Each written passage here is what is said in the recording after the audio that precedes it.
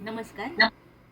अगस्ती संहिता वाचन इस उपक्रम में मैं वैद्या प्रियदर्शनी बापटकडूस आप सभी का और आदरणीय वैद्य जोगड़ेकर सर का हार्दिक स्वागत करती हूँ।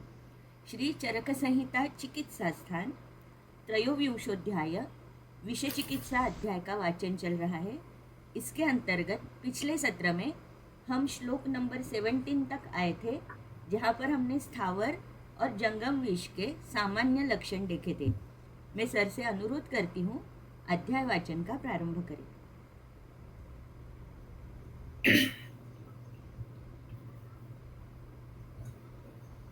नमस्कार।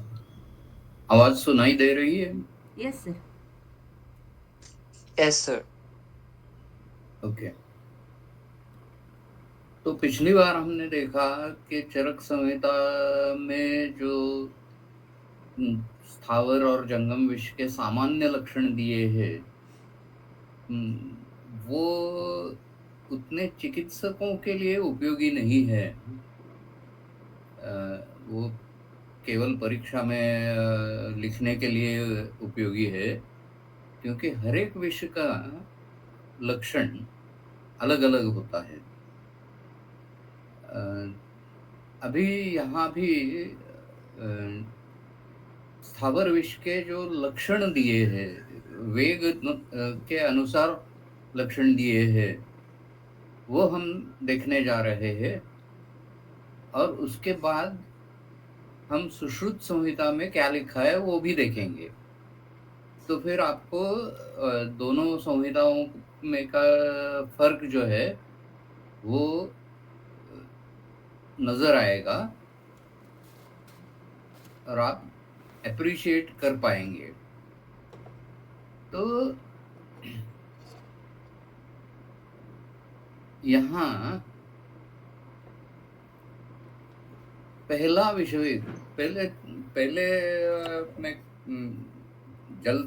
जल्दी में बता दूं कि जो विषय के वेग होते हैं वो कैसे उत्पन्न होते हैं, इसका वर्णन सुश्रुत संहिता में दिया है।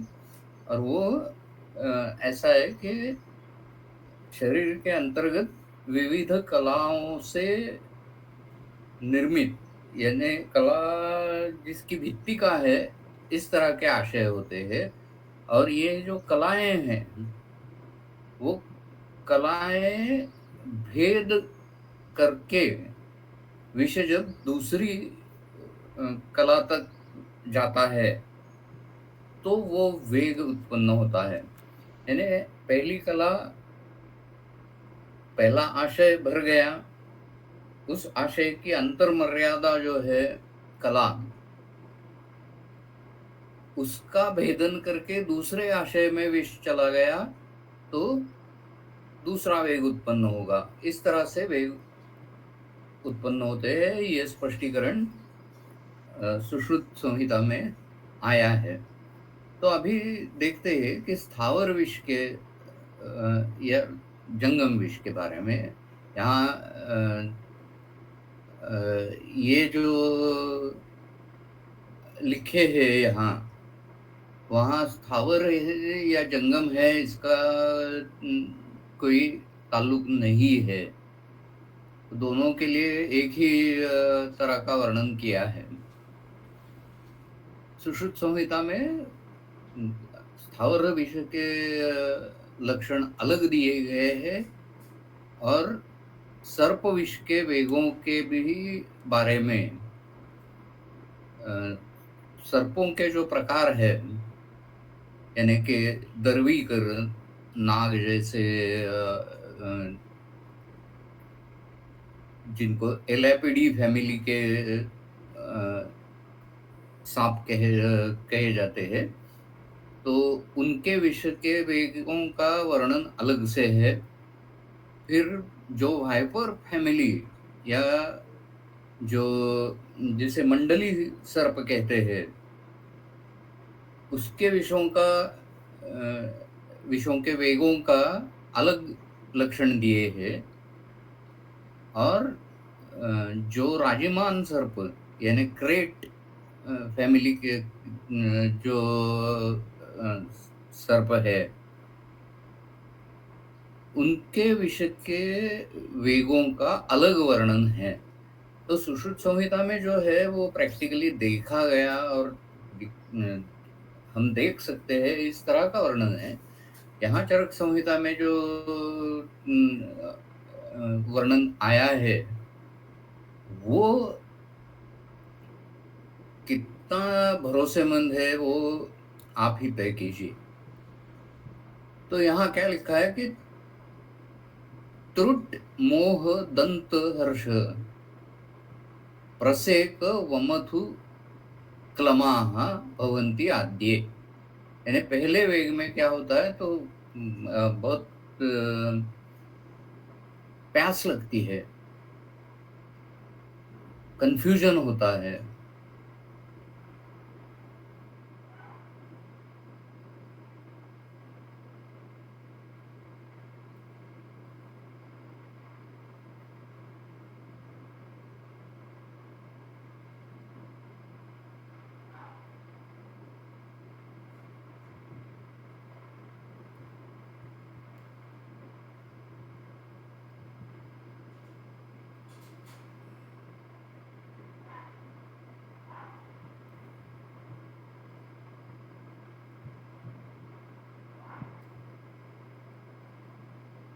है ये रस प्रदोष की वजह से है। यानी पहले रस धातु का वेग उत्पन्न होता है, ऐसा यहाँ वर्णन है। तो अभी देखिए जंगम विष है तो वो रस में जाएगा पहले और बाद में बाकी धातुओं में जाएगा, ये तो हमें पता है। लेकिन जो खाया जाता है विषपीत लक्षण जो है, जो पेट में जाता है, तो वो मुंह में जाने से ही उसके लक्षण शुरू हो जाते हैं, जो कि सुश्रुत ने बहुत अच्छी तरह से बताया है। एक मिनट।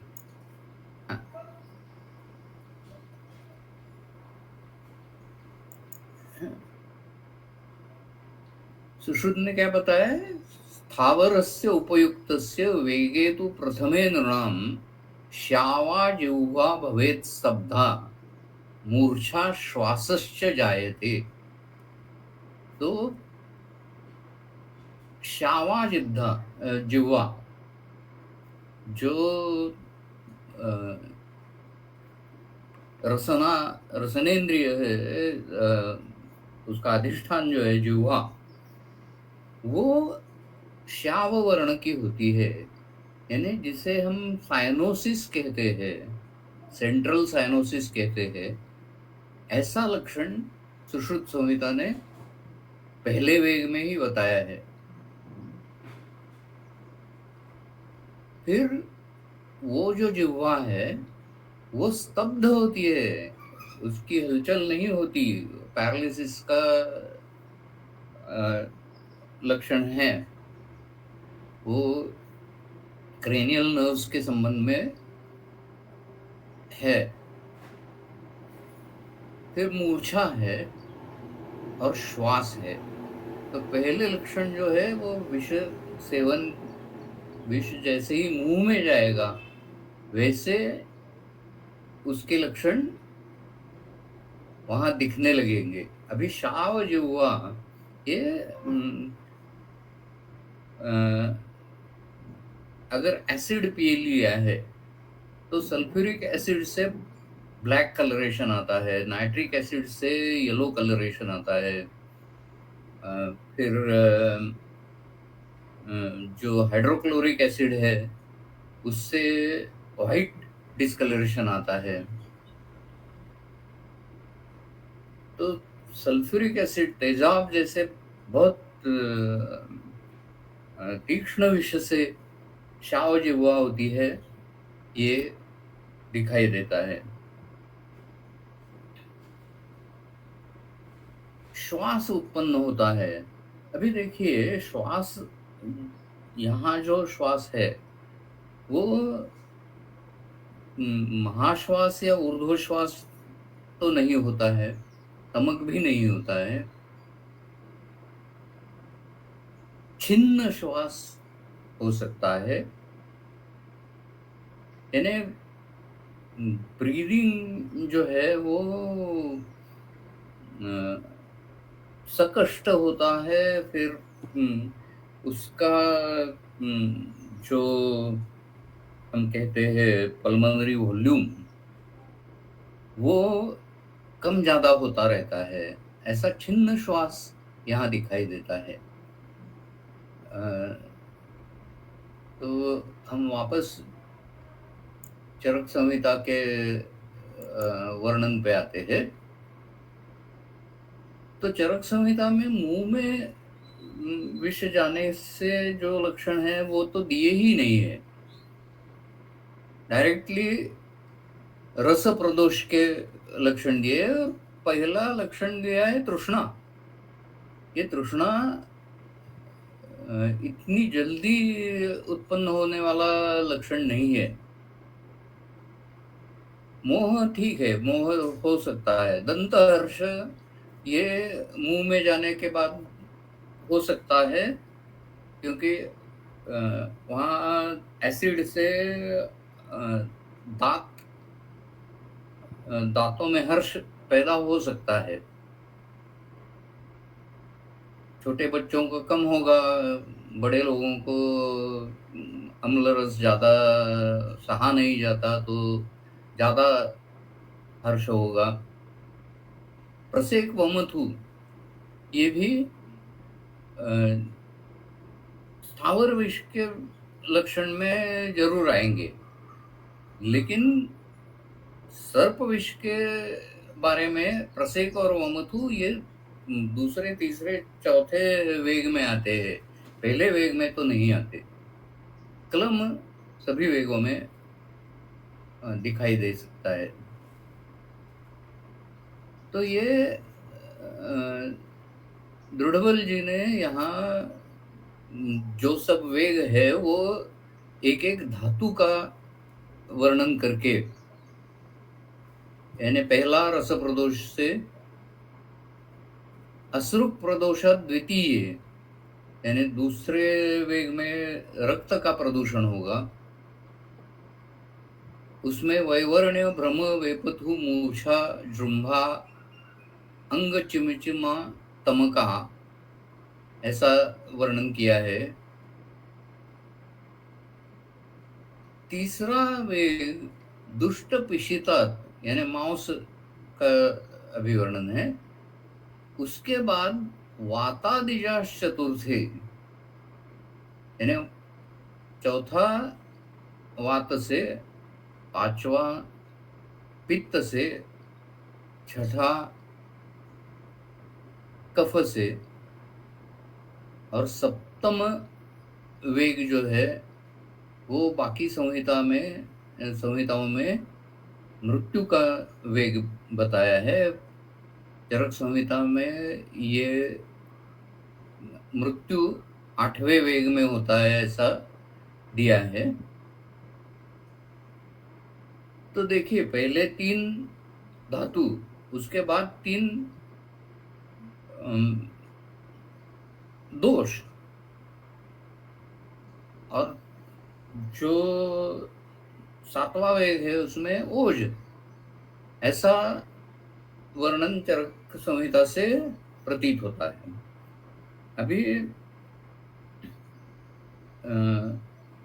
जो ट्रेडिशनल अगध तंत्र प्रैक्टिस है केरल में अभी भी होती है,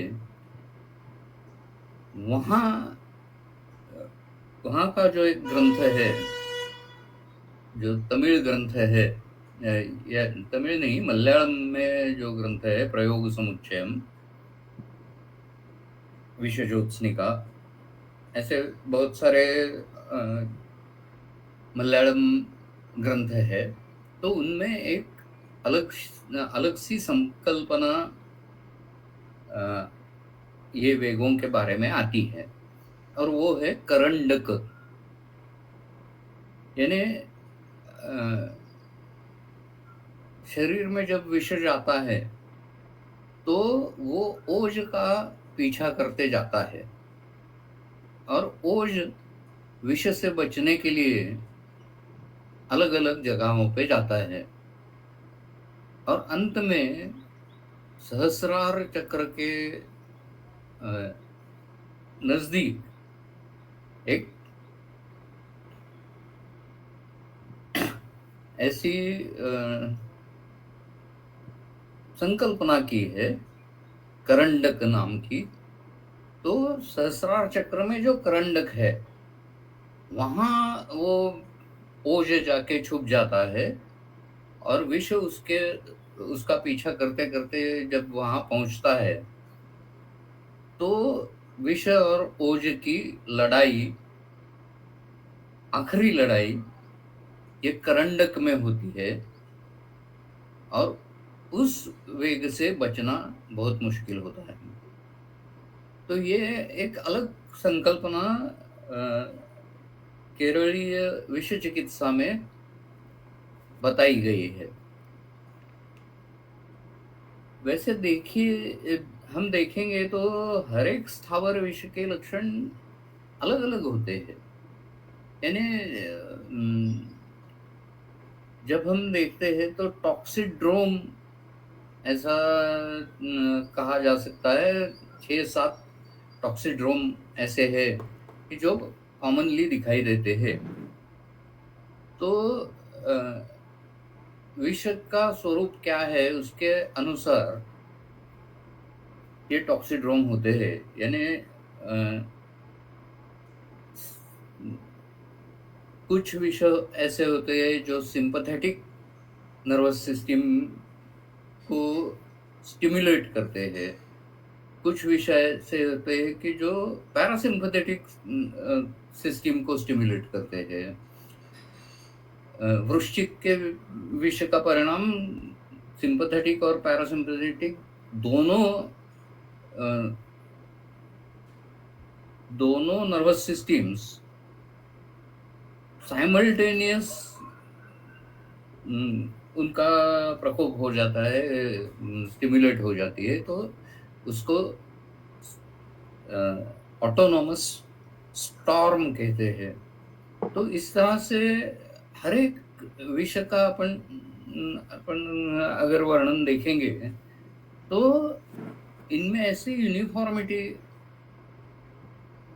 नहीं दिखती है, हर एक विषय की अलग होती है। तो ये जो कॉमन वर्णन दिया है वो ठीक है, इंडिकेशंस, यानी जब हम चिकित्सा उपक्रम कर रहे हैं तो उसमें हर एक वेग के लिए उपक्रम बदलना पड़ता है।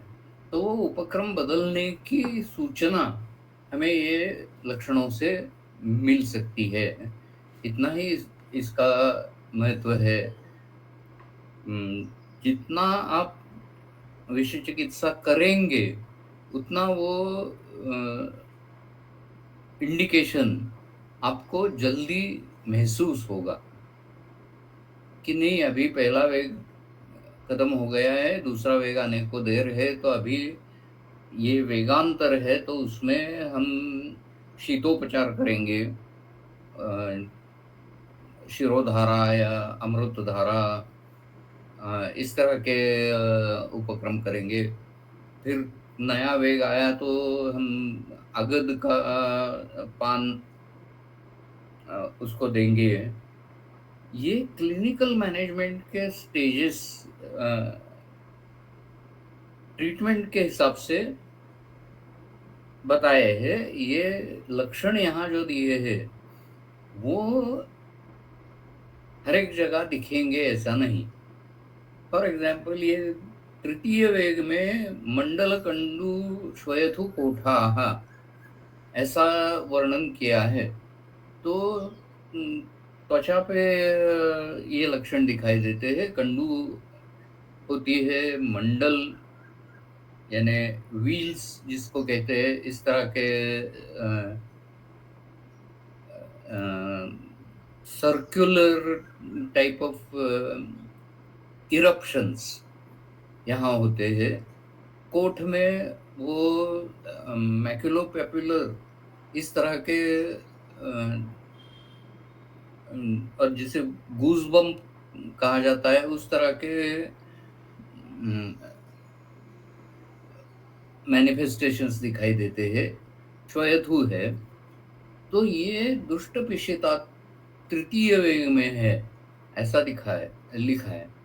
तो अभी आप सोचिए, से भल्ला तक का तेल बाहर से लगने से भी ये मंडल श्वेतु, कंडू श्वेतु कोट, ये चारों लक्षण विद इन सेकंड्स दिखाई देंगे। तो ये पहला वेग, दूसरा वेग कहाँ गए? जो भी एलर्जिक रिएक्शंस वाले विषय है, तो उसमें आपको ये तीसरे वेग में नहीं दिखेगा। वो जैसे ही पेशेंट सामने आएगा तो पहले ही उसको ये लक्षण दिखाई देंगे। तो ये वेग संकल्पना जो है वो ट्रीटमेंट के प्रोटोकॉल के लिए अच्छी है। क्लिनिकल जजमेंट हर एक विषय का अलग रहता है। ये जो ग्रंथों में का वर्णन है वो प्रैक्टिस में बहुत कम उपयोगी है। सर्प विष के बारे में बहुत डिटेल वर्णन है, और सर्प विष के बारे में जो वर्णन दिया है वो प्रैक्टिकली हमको दिखाई देता है। लेकिन स्थावर विष के बारे में जो भी बताया गया है वो शायद वत्सनाप के बारे में बताया होगा। बाकी विषयों का वहाँ ताल्लुक नहीं रहेगा, ऐसा मेरा मानना है। अभी चौथे वेग में दाह, छर्दी, शूल, अंगशूल, मूर्छाद्याह। तो दाह, छर्दी ये चौथे वेग में है, गोमथु पहले वेग में है। तो अभी छर्दी अगर हो गई तो वो पहले वेग का वर्णन है या चौथे वेग का है, ये अनुभव से पता चलेगा।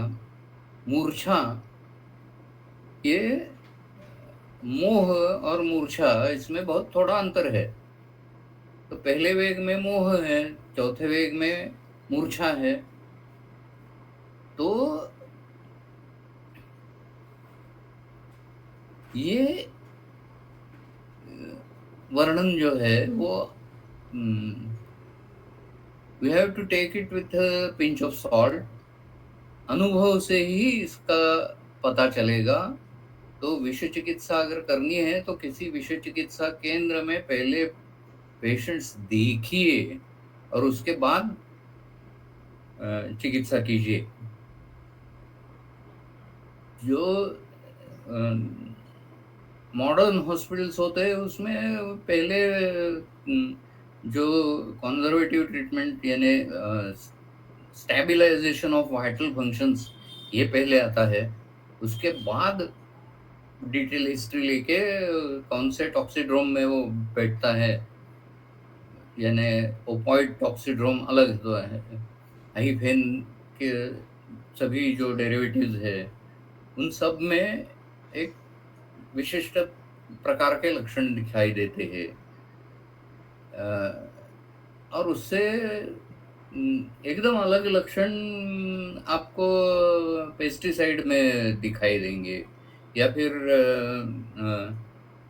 पेट्रोल पीने से जो होने वाले लक्षण हैं वो अलग होंगे, नींद की गोली ज्यादा लेने से जो लक्षण है वो अलग होंगे।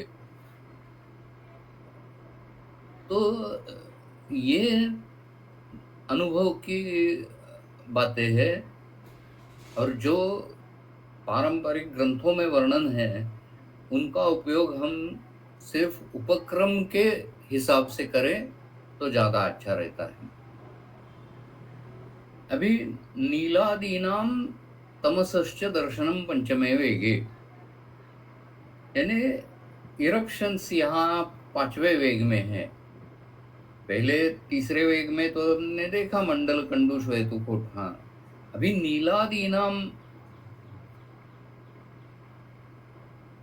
वर्ण यहाँ शब्द आया है, तो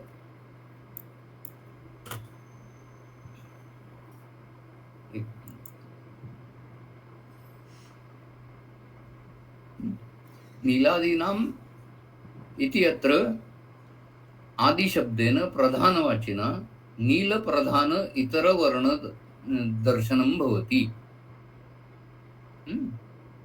तो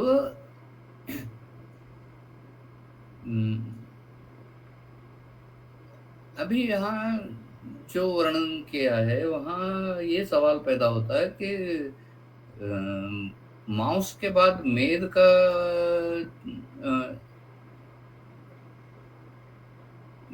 मेद की दृष्टि नहीं होती है क्या? अस्थि की दृष्टि नहीं होती है क्या? मज्जा की दृष्टि नहीं होती है क्या? शुक्र की दृष्टि नहीं दिखाई देती क्या?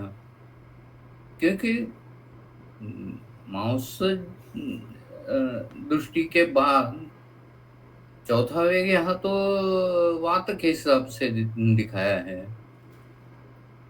तो ये चरक संहिता का वर्णन है वो वास्तव से बहुत दूर है।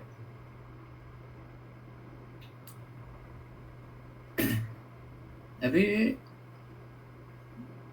छठे वेग में हिक का वर्णन किया है। ये जो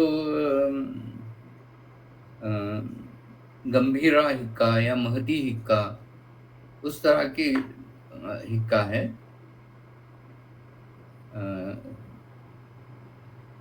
अन्नज यमल या क्षुद्र हिक्का यहाँ नहीं है, यहाँ गंभीर हिक्का या महती हिक्का ये वर्णन है। और ये सीजर्स आते हैं उसमें ये हिकअप भी आता है और वो बहुत स्ट्रांग होता है। यानी जो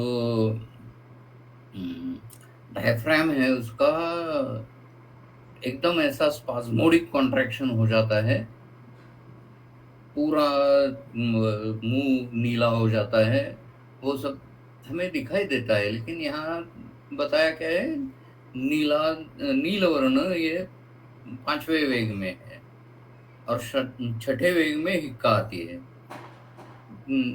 उनका क्रम उल्टा पुल्टा भी हो सकता है, इतना ही मुझे यहाँ कहना है। स्कंधभंग, इसका असल में अर्थ क्या है? स्कंधभंग ये तो मैं तो नहीं बता सकता। ये पैरालिसिस की स्टेज है जहाँ स्कंधभंग से हम कह सकते हैं कि जो इंटरकॉस्टल मसल्स है, जो रेस्पिरेटरी मसल्स है, और रेस्पिरेटरी सपोर्टिंग मसल्स है, उनका पैरालिसिस हो सकता है। और उनके पैरालिसिस से सांस लेने को इतनी तकलीफ होती है कि आदमी मर जाता है। तो स्कंधभंग का वर्णन यहाँ स्कंध शब्द किस अर्थ में है? कंधे या शोल्डर्स, ऐसा यहाँ अर्थ लेना गलत होगा, ऐसा मेरा मानना है। स्कंधभंग यानी शोल्डर फ्रैक्चर तो नहीं होता है, लेकिन रेस्पिरेटरी पैरालिसिस ऐसा अर्थ हम अगर यहाँ लेंगे तो स्कंद की हलचल पूरी बंद हो जाएगी, ताकत बिल्कुल चली जाएगी, और रेस्पिरेटरी पैरालिसिस से ये नील वैवर्ण आएगा, तमोदर्शन भी आएगा, हिक्का भी आएगी। तो चौथे वेग के बाद का जो वर्णन है वो सब रेस्पिरेटरी पैरालिसिस के की दिशा में जा रहा है। अभी यहाँ चरक संहिता में जो लिखा है कि चतुष्पदम चतुर्विधः पक्षिणाम त्रिविधः, मनुष्यों में आठ वेग बताए। मनुष्य से बड़े हाथी जैसे प्राणियों को भी 4 ही वेग आएंगे, और छोटे बिल्ली जैसे प्राणियों को भी 4 ही वेग आएंगे, ऐसा यहाँ तो प्रतीत होता है। क्योंकि जो जिन प्राणियों के लिए अलग अलग आयुर्वेद है, वहाँ जाकर देखना पड़ेगा कि हस्ती आयुर्वेद में क्या लिखा है, अश्वायुर्वेद में क्या लिखा है, बेंगलोर में जो TDU ट्रांस डिसिप्लिनरी यूनिवर्सिटी है, वहाँ कुछ ग्रंथ ऐसे हैं जो डेयरी एनिमल्स के लिए क्या चिकित्सा देनी है उसका उसमें वर्णन है। यानी उनको नाम तो गौ आयुर्वेद ऐसा नहीं दिया है, लेकिन इस तरह के ग्रंथ वहाँ मिलते हैं। तो उन ग्रंथों में देखना चाहिए कि ये चतुष्पाद प्राणियों में विष के वेग कैसे आते हैं, वो अनुसंधान का विषय है, हम उसमें अभी नहीं जाएंगे। यहाँ सिर्फ क्या लिखा है वो ही देखते हैं। तो चतुष्पदो आद्य वेगे भ्रमति सीदति, तीसरे वेग में वेपन यानी कंप आ जाएगा, ततः शून्य मंदाहारो म्रियते श्वासेन चतुर्थ वेगे तु। तो ये एग्रीकल्चरल कम्युनिटी में गाय बैल या कुछ बकरी या मेंढक ऐसे प्राणियों में जो पुराने अनुभवी कृषक है, उनसे पता करना चाहिए कि क्या होता है, या फिर वेटरनरी मेडिसिन में जाके देखना चाहिए।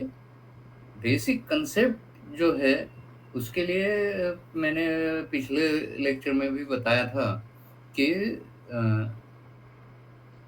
हमने माइस पे नहीं, रैट्स पे गुंजा का प्रयोग किया था, और उसकी एक डिसेक्शन के लिए टाइम सीरीज की थी। यानी तुरंत बाद विष देने के तुरंत बाद 5 मिनट के बाद पहली बैच का डिसेक्शन किया, दूसरी बैच को, सभी बैचेस को गुंजा विष एक ही समय दिया था। पहली बैच का डिसेक्शन 5 मिनट के बाद किया था, दूसरी बैच का आधे घंटे के बाद किया था। इस तरह से सीरियल डिसेक्शंस किए थे, और उनमें क्या है, गुंजा विष का प्रमुख लक्षण है रक्तस्राव। तो वो रक्तस्राव कौन से अवयवों में दिखता है, उसके 3 अलग अलग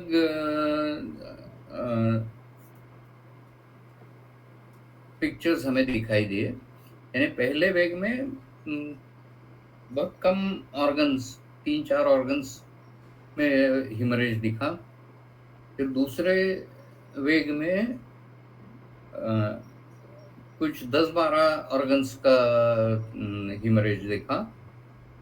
फिर तीसरे वेग में वो ब्रेन हेमरेज वगैरह देखने को मिला। उसके बाद वो अपने आप मर गए।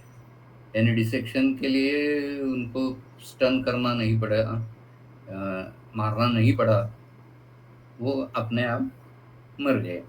तो इन चारों स्टेजेस का प्रत्यक्ष वर्णन तो हम, प्रत्यक्ष अनुभव तो हम ले सकते हैं, लेकिन ये एग्रीकल्चरल या फिर यहाँ तो वेटरनरी साइंस का विषय है, क्योंकि उनकी पूरी सिस्टम अलग होती है।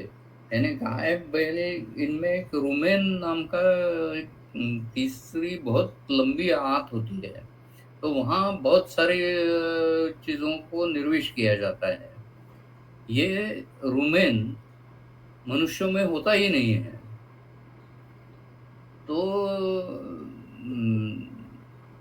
गाय बैल इनमें ये वेग दिखाई देंगे या नहीं, ये तो वेटरनरी डॉक्टर बतला सकते हैं, या फिर हमें लिटरेचर सर्च करके उसके बारे में पता चलाना होगा। लेकिन उसका क्लिनिकल महत्व हमारे लिए ज़्यादा नहीं है, इसलिए मैं उसके ऊपर ज़्यादा ध्यान नहीं देता। फिर पक्षी के बारे में क्या लिखा है? ध्यायति विहगः प्रथमे वेगे। यानी वो स्तन ऐसा एक ही जगह बैठ के ध्यान लगाया है, ऐसा वर्णन उसका है पहले वेग में। प्रभ्राम्यति द्वितीयेतु, तो दूसरे वेग में वो जब उड़ता है पक्षी तो इरेगुलर ऐसा उसका उसकी उड़ान होती है, अनियमित उड़ान होती है। और फिर तीसरे वेग में स्रस्तांग, सभी अंग ढीले पड़ जाते हैं। और तृतीय विषवेगे याति पंचत्वम। पंचत्वम याति, इसका अर्थ है मर जाना। पंचमहाभूत शरीरी समवाय पुरुष, ऐसा हमने वर्णन देखा है। तो उसमें से जो शरीरी या आत्मा है वो निकल गया, तो खाली 5 धातु बाकी रहते हैं। तो इस हिसाब से तीसरे विश्व के आखिर में वो पक्षी है, वो पंचत्व को प्राप्त होता है, यानी मर जाता है। अभी हम अगले श्लोकों की तरफ जाते हैं।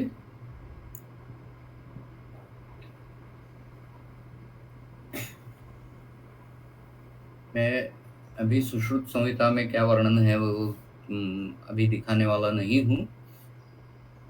सिर्फ मैंने इतना ही बताया है कि सुश्रुत में स्थावर विष का अलग, मंडली विष का अलग, दर्वीकर विष का अलग और राजमान विष का अलग वर्णन है वेगों का, और वो ज़्यादा प्रैक्टिकल है। तो कहीं भी विश्व चिकित्सा में कहीं भी आपको कुछ करना है तो सुश्रुत या सुश्रुत के अनुयायी वाग्भट अष्टांग हृदय और अष्टांग संग्रह में से आप उपचार कीजिए। चरक संहिता का यह अध्याय अभी मैं पढ़ा रहा हूँ, लेकिन उसका उपयोगिता, उसकी उपयोगिता बहुत कम है, ये मैं बार बार कहता रहा हूँ। अभी ये वेगों के बारे में हो गया। अभी गुणों के पास चलते हैं। तो विषय चिकित्सा में यह लघु रूक्षम आशु विशदम व्यवायि तीक्ष्णम विकासी सूक्ष्मम च उष्णम अनिर्देश्य रसम दशगुणम उक्तम विषम तज्ञैः। देखिए, ये आर्या वृत्त में लिखा गया श्लोक है, तो ये काफी पुराना हो सकता है, क्योंकि ये विषय के गुण हैं वो सभी संहिताओं में ऐसे ही दिए हैं। उनका क्रम कुछ अलग रहता है, और उनकी जो कार्मुकता है वो भी अलग अलग है, लेकिन विषय के गुण ये है, इसके बारे में बहुत सारी संहिताओं में काफी एकमत दिखाई देता है। तो ये बहुत पुराना श्लोक है, ऐसा मुझे लगता है। दृढ़बल जी ने लिखा नहीं है, ऐसा लग रहा है। वो अग्निवेश तंत्र से ही चला आया हुआ श्लोक ऐसा प्रतीत होता है। जब हम देखते हैं, किसी भी ग्रंथ का पठन करते हैं, तो हमें ये समझ लेना चाहिए कि यह ग्रंथ कब निर्माण हुआ है, किसने ये लिखा है। क्योंकि अभी चरक संहिता के बारे में हम देखते हैं, तो पहले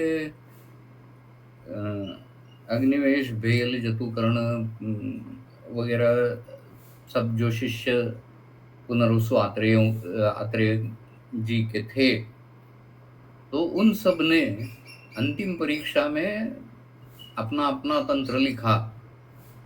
तो अभी उनको पढ़ाई सीख एक जैसी ही मिली है, तो इन सभी ग्रंथों में भेल संहिता उपलब्ध है, हारीत संहिता उपलब्ध है, चरक संहिता उपलब्ध है।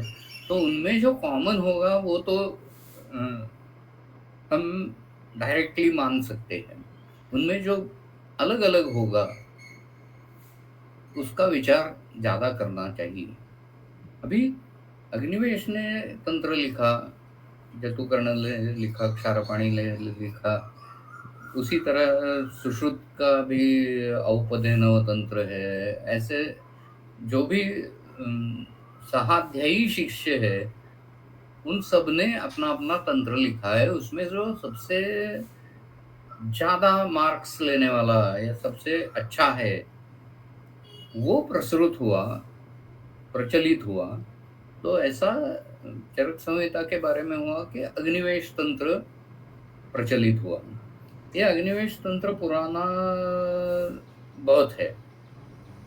अभी सोचने की बात यह है कि अग्निवेश तंत्र में, सुश्रुत संहिता में और काश्यप संहिता में कुछ कुछ श्लोक ऐसे मिल जाते हैं जो बिल्कुल एक जैसे ही है, यानी उनमें एक अक्षर का भी फर्क नहीं है। तो उस तरह के श्लोक जब होते हैं, तो वो बहुत पुराने आयुर्वेद के निदर्शक रहते हैं, कि जो कि सभी आयुर्वेद के अंगों में वो मूलभूत, अंतर्भूत ऐसे श्लोक है। लेकिन ऐसे श्लोक बहुत कम दिखाई देते हैं। उसके लिए पढ़ाई, सभी ग्रंथों का वाचन बहुत ज्यादा और उस दृष्टि से करना पड़ता है। वो तो संहिताओं में जो आगे एमडी करना चाहते हैं, पीएचडी करना चाहते हैं या अनुसंधान करना चाहते हैं, उनके लिए यह एक विषय है। तो अभी चरक संहिता में अग्निवेश तंत्र के घटक कौन से हैं? तो भाषा, यह एक साधन यहाँ हमें दिखाई देता है। स्टाइल, जो शब्द प्रयोग की शैली है, उस पे बहुत गाढ़ा अध्ययन जो लिंग्विस्टिक्स के लोग हैं वो करते हैं। अभी संस्कृत भाषा में देखिए तो वैदिक संस्कृत है वो काफी अलग है। वो संस्कृत है ऐसा भी हमें पता नहीं चलेगा, इतना उसमें कुछ अलग तरह से शब्द प्रयोग है, या उन शब्दों का अभी जो अर्थ लिया जाता है वो वेदों में नहीं है, अलग अर्थ है।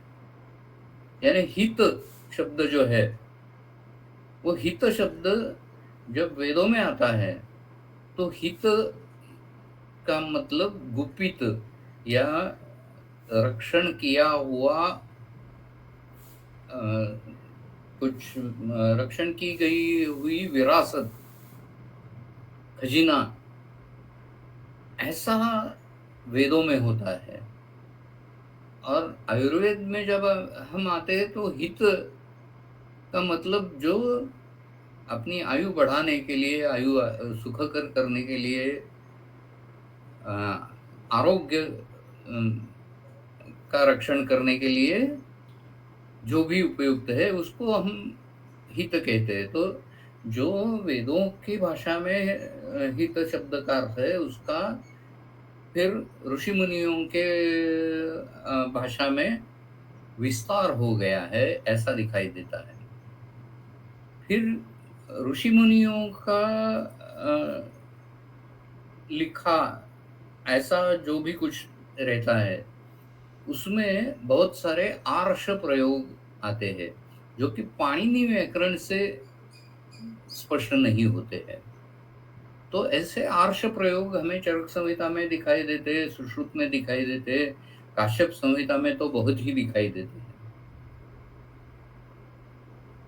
तो ये आर्ष भाषा में जो लिखे गए हैं श्लोक, वो ऋषि काल के निदर्शक है। उसके बाद आता है चरक या नागार्जुन, जो संस्करण करता है उनका काल। तो उनके काल में कुछ अलग तरह से संस्कृत भाषा इस्तेमाल की जाती थी, बहुत सरल सिंपल इस तरह की थी। जो आर्ष रहता है वो हम्म, समझने में थोड़ा सा मुश्किल होता है, और वो व्याकरण के हिसाब से कुछ उसमें हमें डिस्क्रिपेंसीज दिखाई देती है। लेकिन जो प्रतिसंस्कर्ता है, चरक है या नागार्जुन है, वो बहुत सिंपल लैंग्वेज इस्तेमाल करते हैं। उसमें ज़्यादा ऐसा कॉम्प्लिकेटेड कुछ नहीं होता है।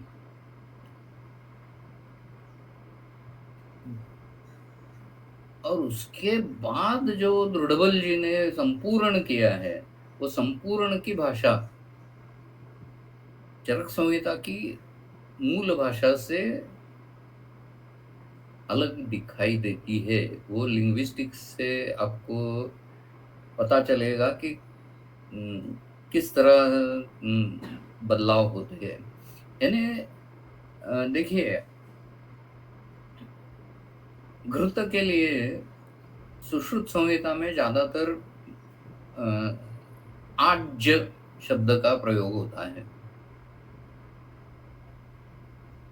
जहाँ-जहाँ भी सुश्रुत संहिता में घृत का पान करना है या घृत का कुछ करना है, वहाँ आज्य शब्द का प्रयोग ज़्यादातर दिखाई देता है। ये सिग्नेचर होता है। यानी जो लेखक है उसकी कुछ स्टाइल उसमें आती है। तो कौन से शब्दों का कितनी फ्रीक्वेंसी से इस्तेमाल किया है, इसके लिए वर्ड कॉन्कॉर्डेंस स्टडी वगैरह तरह के अनुसंधान हो सकते हैं। ये जो अभी नेशनल इंस्टीट्यूट्स है, NIIMH, वहाँ इस तरह के अनुसंधान होते हैं। तो ये बहुत ऐसी लंबी कहानी है, यानी इतना जल्दी हमें पता नहीं चलेगा कि कौन सा श्लोक पुनर्वसु जी ने बताया है और कौन सा दृढ़बल जी ने किया है। जब दृढ़बल जी खुद लिखते हैं कि ये मैंने लिखा है, तो हमें ये मालूम होता है कि दृढ़बल जी का रचा हुआ यह भाग है। लेकिन दृढ़बल जी ने बिल्कुल नया कुछ लिखा है ऐसा नहीं है। विविध परंपराओं में से जो भी कुछ टूटा फूटा पहले का मिल गया है, उसको असेंबल करके उसमें एक सुसंगति लाने का काम दृढ़बल जी ने किया है। जहाँ कुछ भी उपलब्ध नहीं है, वहाँ अपनी बुद्धि का इस्तेमाल करके दृढ़बल जी ने पूर्ण किया है। तो मेरा ये कहना नहीं है कि विषय चिकित्सा अध्याय पूरा दृढ़बल जी का है और पूरा निरुपयोगी है, ऐसा मुझे मुझे बिल्कुल कहना नहीं है। लेकिन दृढ़बल जी ने जो पुराने ग्रंथों से निकाला है, उसका समावेश भी यहाँ है। अभी यह जो है लघुरूक्षमाशु विशदम व्यवायि तीक्ष्णम विकासी सूक्ष्मम च उष्णम अनिर्देश्य रसम दशगुण मुक्तम विषम तजनी, ये विश्व के 10 गुणों का सर्वसामान्य वर्णन है। उसका परिणाम क्या है? तो रौक्षात वातम, अशैत्यात पित्तम, सौक्ष्म्याद अश्रुक प्रकोपयति। यानी रुक्ष गुण से वातक की वृद्धि होती है, उष्ण गुण से पित्त की होती है, सूक्ष्म गुण से रक्त का प्रकोप होता है। कफम अव्यक्त रसत्वात् अन्न रसांश्च अनुवर्तते शीघ्रम। ये अव्यक्त रस, अनिर्देश्य रस, ये जो गुण यहाँ लिखा है वो वैशिष्ट्यपूर्ण है, क्योंकि वो अलग अलग संहिताओं में न होने वाला ये शब्द यहाँ विश्व के गुण के स्वरूप में आया है। अभी विश्व के गुणों का वर्णन हम अलग अलग संहिताओं में देखेंगे तो ये पहले लघुरूक्ष आशु विशद व्यवायि तीक्ष्ण विकासी सूक्ष्म उष्ण ये दिखेंगे, लेकिन उनका क्रम अलग दिखता है। अभी बहुत सारे विद्वान ऐसे हैं संहिताओं के कि जो क्रम पे बहुत जोर देते हैं कि ये क्रम में ये पहले है तो ये पहले इस्तेमाल करना चाहिए। तो अभी यहाँ आप देखिए कि लघु पहला शब्द है और उससे क्या होता है वो आगे बताया है कहीं। लघु गुण से क्या होता है ये नहीं बताया है।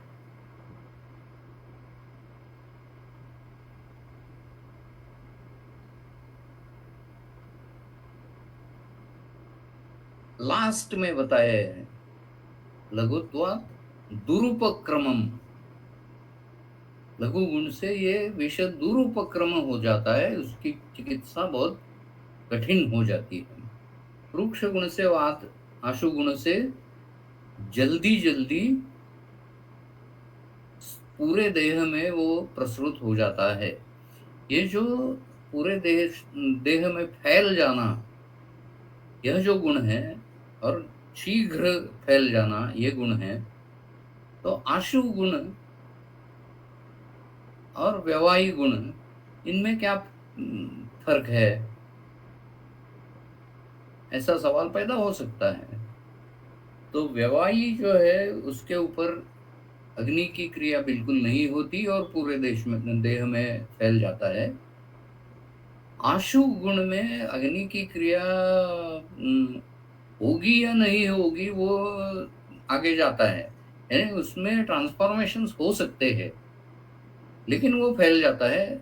ऐसा अगर है तो वो आशु गुण का है। जहाँ ट्रांसफॉर्मेशन नहीं है, मेटाबॉलिज्म नहीं है, इस तरह का फैलाव जब है तो वो व्यवायी गुण से है।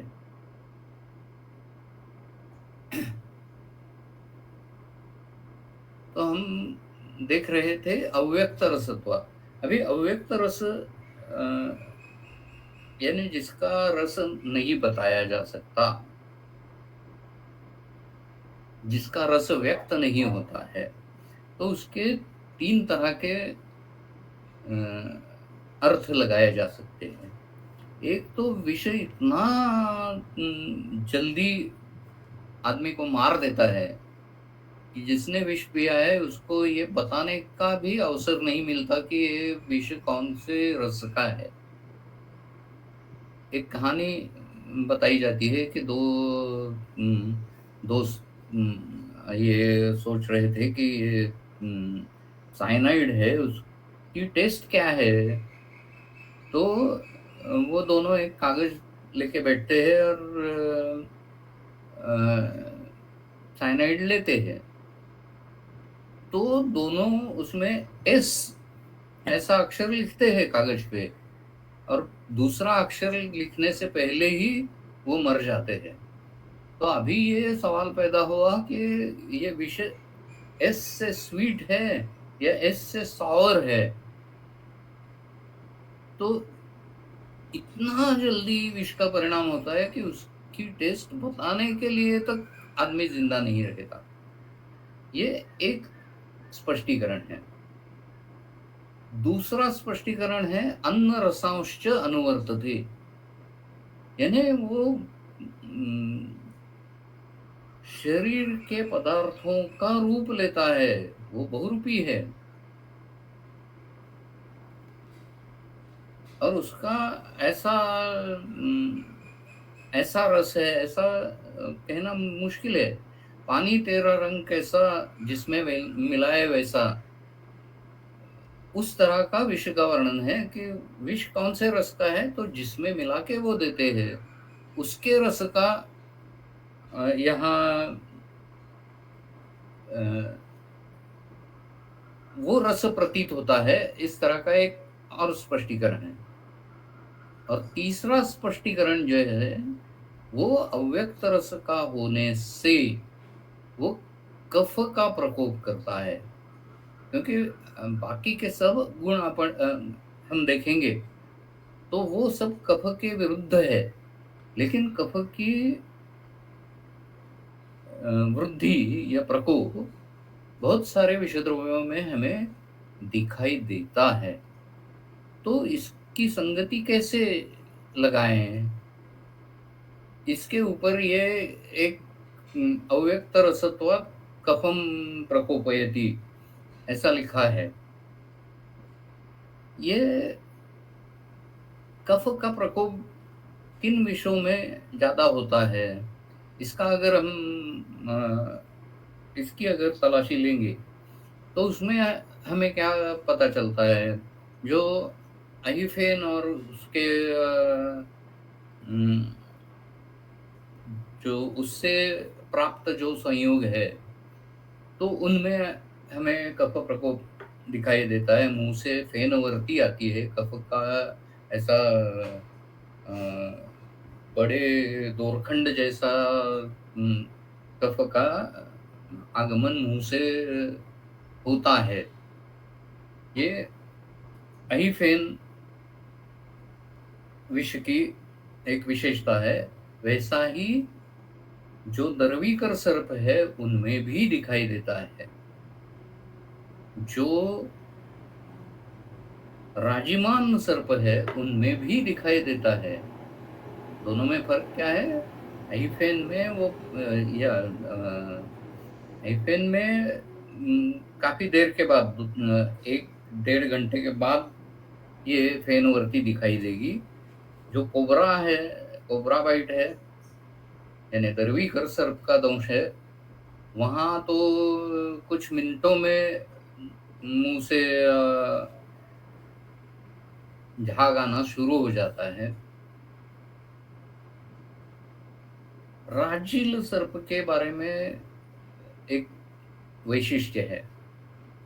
राजिमान सर्प का दंश होने के बाद 2 घंटे, 3 घंटे, 5 घंटे कुछ भी लक्षण नहीं दिखाई देते, और उसके बाद एकदम बहुत सारे लक्षण एक साथ व्यक्त होते हैं, और उनमें ये फेनवर्ती दिखाई देती है। तो ये राजिमान सर्प है, उसमें ये कफ प्रकोप वहां दिखता है। फिर लूता विषय है, जिसमें कफ का प्रकोप होता है। कीट विषयों में कफ वर्धन करने वाले कीट बताए गए हैं। वनस्पतियों में भी आप अगर देखें तो हमें मालूम है कि ये धतूर से मुंह सूखा पड़ जाता है, लेकिन उसके ऊपर जो उतारा हम देते हैं, धतूर के लिए जो प्रतिवेश देते हैं, वो है सेमल। तो वो सेमल की वजह से, जिसके रासायनिक संयोग है फाइजोस्टिग्मिन और नियोस्टिग्मिन, तो इनसे कफ का प्रकोप होता है। अगर धतूर से पहले विषबाधा हुई हो तो वो विषबाधा दूर करने के लिए फाइजोस्टिग्मिन उपयुक्त है, लेकिन धतूर की विषबाधा नहीं है और फाइजोस्टिग्मिन दिया गया तो उससे कफ प्रकोप हो जाता है। तो और उस वनस्पति का रस क्या है वो हम बता सकते हैं। तो कफम अव्यक्त रसत्वाद, ये जनरल स्टेटमेंट है। जो भी रस के साथ वो विष दिया जाएगा, उस रस के परिणाम ज्यादा होंगे, इतना ही हम कह सकते हैं।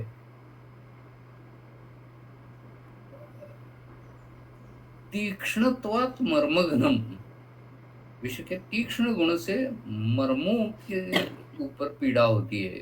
प्राणघ्नम तत् विकासित्वा, विकासी गुण से प्राण हरण होता है, ऐसा यहाँ लिखा है। अभी मर्मघ्न ये परिणाम विकासी गुण का वैशिष्ट्य करके हम सीखते हैं। शारंगधर संहिता में विकासी का जो मतलब दिया है, वहाँ मर्मच्छेद ये लक्षण वहाँ होता है। तो यहाँ क्या लिखा है? तीक्ष्णत्वात् मर्मघ्नम विकासित्वात् प्राणघ्नम।